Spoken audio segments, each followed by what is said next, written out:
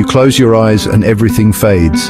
Your body stays in bed, yet your mind drifts into places that feel just as real as waking life. But where exactly does your consciousness go when you sleep? If sleep is just rest, why does your mind create entire worlds, conversations and events that sometimes feel more vivid than reality? Why do we dream about things we've never seen? Why do some people have out-of-body experiences while sleeping? And if the brain is simply resting, why does it stay more active at night than when awake? To truly understand, we need to break this down step by step. What happens to consciousness while we sleep? And is it really inside the brain, or is something else going on? We often think of sleep as a time when the brain powers down, right? But what if I told you that's not entirely true? In fact, when we dream, our brains are firing away, sometimes even more active than when we're awake. But the moment those dreams kick in, boom, certain parts of your brain light up like a Christmas tree. We're talking about the visual cortex, the emotional centers, all working overtime to create those bizarre and vivid dream experiences. But here's the kicker, the prefrontal cortex, the part responsible for logic and reason, it takes a back seat. That's why dreams can be so illogical and strange. So, is sleep really rest if our brains are working overtime, creating these elaborate narratives? It's like the brain is switching gears, not shutting down. Instead of processing the external world, it's diving deep into its own internal world, exploring, processing. Kind of makes you wonder, where exactly is consciousness during all of this? Ever heard of DMT? It's a powerful psychedelic compound found naturally in some plants, and you know what? It's also produced in your brain. Yeah, you heard that right.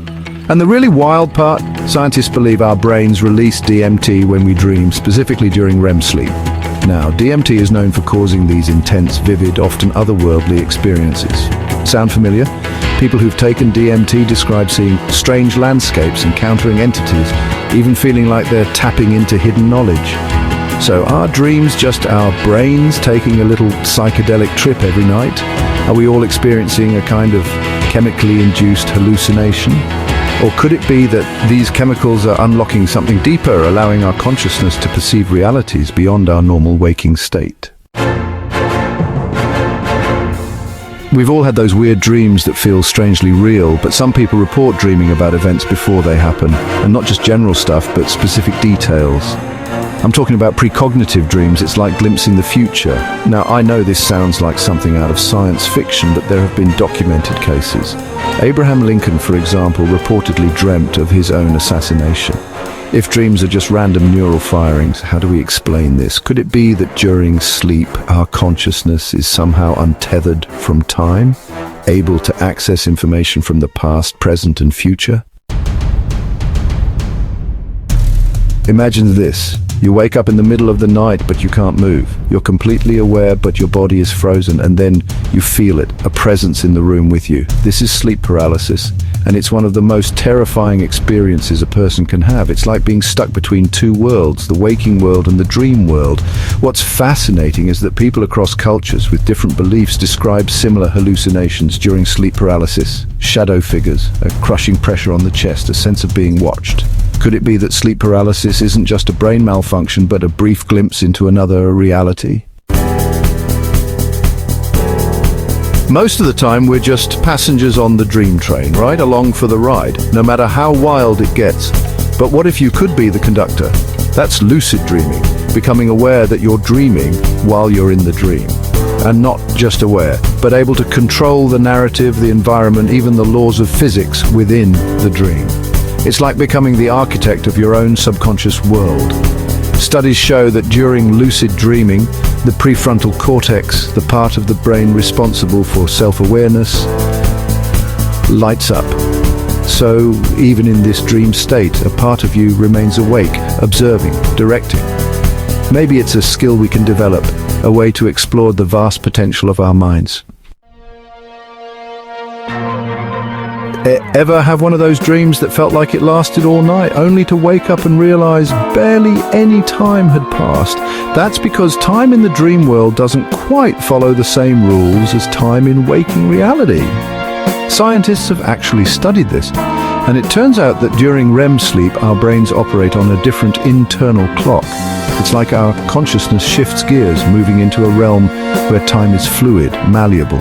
Some lucid dreamers have even conducted experiments within their dreams, performing tasks and measuring how long they take compared to waking time. The results are pretty mind-blowing, suggesting that time can actually dilate within the dream state. If our minds can experience time differently while we sleep, what does that tell us about the nature of time itself? Think about the most vivid dream you've ever had.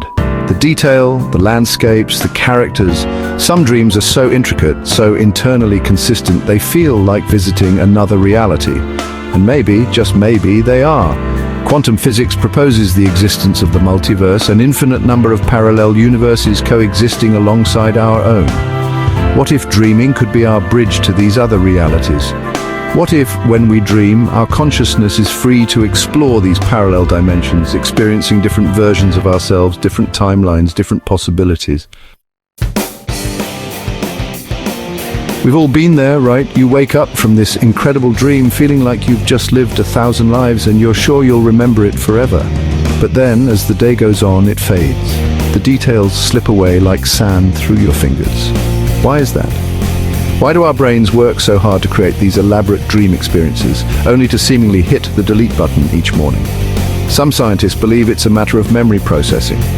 The hippocampus, the part of the brain responsible for forming memories, doesn't store dream experiences in the same way it stores waking memories. What if forgetting our dreams is actually a form of protection?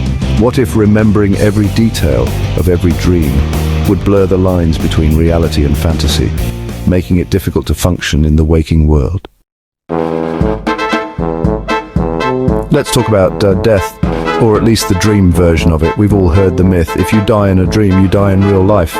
Spoiler alert, not true. People die in dreams all the time and they wake up just fine, but it does make you wonder, what does it mean to die in a dream? Some researchers believe it's a symbolic experience, representing transformation, a shedding of the old self, a major life change. It's like the mind's way of processing endings and new beginnings. And think about it, death, even in dreams, is a pretty intense experience. Maybe, just maybe, it's our brain's way of preparing us for the inevitable, helping us to confront our fear of the unknown. So there you have it. 9 mind-bending chapters exploring the mysteries of consciousness, dreams, and the nature of reality itself. If you have made it this far, you're one of the few who dare to venture beyond the accepted, to question the boundaries of what we think we know. Comment below with 100% if you're still with me, if your mind is officially blown. And for more explorations into the unknown, make sure to check out the recommended video popping up on your screen right now. Keep dreaming, keep questioning, and never stop searching for the truth, no matter how strange or unsettling it may seem.